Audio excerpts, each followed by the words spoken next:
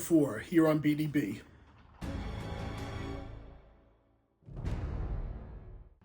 Mahalo everybody, Big Daddy here, Big Dick Ballistics, coming back at you with the Benelli M4. Now before we get into it, a little bit about me. I'm a police firearms instructor in the biggest department in the nation, here to bring you gun and gear reviews with that big dick energy. As we go through the video, I'm going to list some names of some friends and some sponsors and whatnot, so go ahead, hit them up. And remember, like, comment, share, and subscribe.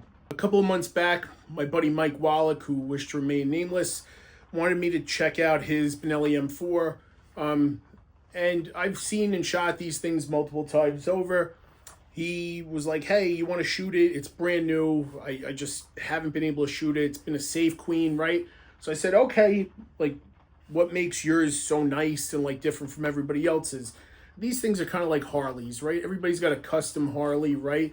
Once it rolls off the lot and you start doing anything to it, it becomes custom. So this is set up for him, and it's actually like the most unique one that I like out of all of them. So before we get into it, we got to do a safety check, right? As always, safe direction. So I'm going to blow out my garage roof, right? Source, there's nothing in that magazine tube, nothing in that chamber, right? The safety's on, and we're good to go. This one in particular is really cool. And if you don't know anything about the Benelli M4, you can look at the movie like John Wick, okay? Where they had different variations of it. The last one, I believe he had M4 Super 90, which is just like a military designation. These things are great. They have what's called the Argo system, auto-regulated gas operation, or AGRO. I forgot whatever the acronym is, but it's a short throw piston gun, almost like a 416. So it's got two pistons, they're self-cleaning, and it'll pretty much cycle everything. But herein lies the issue. There is a break-in period, right? And that's why I wanted to talk about this gun in this video. So his is beautiful. It's 7 plus 1 in the chamber. All right, and what did he do on here that's specific to this gun that I really like? Well, we'll go from big to small, right? Removable side saddle. I love these things. This, I believe, is an S-Tac. These are great, especially if you carry, a shotgun in your RMP or your personal car. You're on the ranch, the farm, whatever. It enables you to really carry that extra load of ammunition. You could Velcro this thing to your dashboard if you need slugs or whatever, or any other like various types of ammo. And you could always do a quick transition to whatever you want and go and do what you got to do. It also has a match saver on here. This thing actually worked out really good when I was using it. It's pretty tight. I've used them in the bolt gun world as far as, throwing one in at the last second instead of changing out the mag. They're pretty good. We have a Ferro Concept sling, which I love all this stuff. It just keeps getting better and better. My favorite sling is still the SBS by GBRS Group. I love those guys. I don't care what you have to say about them. But this Ferro Concept sling, it's awesome. All metal tri-glides. The release tab, it's some kind of like polycarbonate composite rubber. It's very nice. It has the ability to do quick adjustments, and you need that with a shotgun. This is my favorite part. The Impact Weapon Solutions mount. All right. This is a Cloud Rain version 3.0. This thing is a fucking lightsaber. It's got no pressure pad. All right. If you're a righty, not a defective lefty, right? The way you come up on this thing from whatever ready position, whether it be the high, the low, your thumb just lands up on there. It's really good. Now, when I was shooting it, you'll see I had a couple of discharges of the light that were unintended, but that's because the recoil forced the flashlight into my thumb. Okay? Other than that, you have a ghost ring sight, you have a peep in the rear, a bead in the front, and it glows, right? You got some tritium in there. That's cool. So yeah, let's talk about the gun and how it works, all right? We have a cross bolt safety. Again, it's set up for righties. I don't know if they could change that at all. All right. It takes 7 in the mag, 1 in the chamber, right? So whenever we're gearing up to like go shooting or you're doing a combat load, especially with these things, there's nothing in the tube. We always want to come over from the top and get one in there. All right. Then we could admin load, right? We do the old football carry like this, get them in.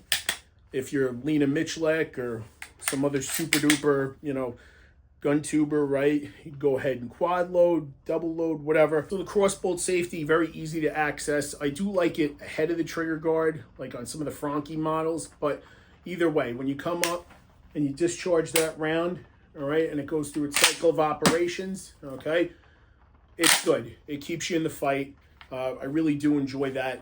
If you're doing a slug changeover, it's as simple as bringing up and underneath, and you go ahead and whack it, and bam, you're back on target. So again, the manual of arms for this weapon system are really good. To lock that bolt to the rear, all right, we go ahead, that little tab that's on the bottom, I'll zoom in on it, push it in, go ahead and lock that to the rear, and you guarantee that it's safe, clear, and empty. Let's talk about break-in procedures, right?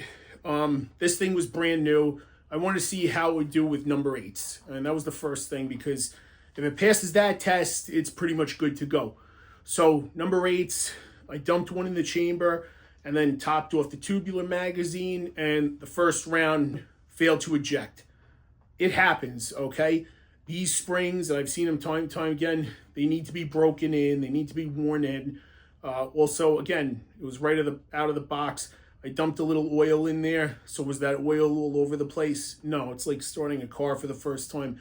It's got to heat up and spread all over. I had to manually cycle this thing a couple of times. Then I switched to buckshot, so I did about 10 rounds of bird. Then I did 20 rounds of flight control buck, the really good federal stuff, coming out at like 1250 feet per second, 1200 feet per second. All right. Then I upped it to Winchester slugs. Now those are coming out screaming at 1600 feet per second. So if you look at these clips, you could see just blowing fireballs out. I failed to mention it's got an improved cylinder in there, which is great because you could literally throw anything downrange and still maintain that accuracy with that smooth bore barrel. So even if you didn't have flight control, even if you didn't have slugs, right? If using number 4 shot, which is, I think, upwards of around the best round for self-defense because you have 1,022 caliber rounds coming out at you all at once, this is going to keep that pattern tight. So by the end of doing those 65 first rounds, then I topped off with just 5 rounds of Remington number 8s, right? The green hulls, the low brass. And what did that do? They functioned flawlessly. Now, that was after this thing was super heated up, lubed. So again, I haven't shot it since, but I want to give a big shout out to Mike W, who wished to remain nameless, okay? This cloud defensive light is ridiculous on this weapon system. It's crazy. These guns are great. I do prefer pumps. I'm not going to lie, just because I've been working with them so much longer than I have semis. I personally own a Mossberg 930 Jerry Michalek TAC edition, whatever. So it's the tactical model of one of his 3 guns. It works great also. Did not require a break-in like this did, and it was less than half the price. If you want to get into one of these things, good luck. It's a lot of money, but you know what? If you're going to have one gun or just straight up stuff that's bomb-proof, I would take this in a heartbeat for a semi. Now, there are some clones out there coming in from Turkey in the low to mid 400s. They're great. Tell me what you think in the comments section. Let me know how you like this weapon system. And if there's anything you think I left out that I should have added, say it. Check out our friends. Check out our sponsors in the links below. Check out BigDickBallistics.com. Every dollar you spend on there goes right back into the channel. Remember to educate yourselves, your family, and vote the right way. Stay safe.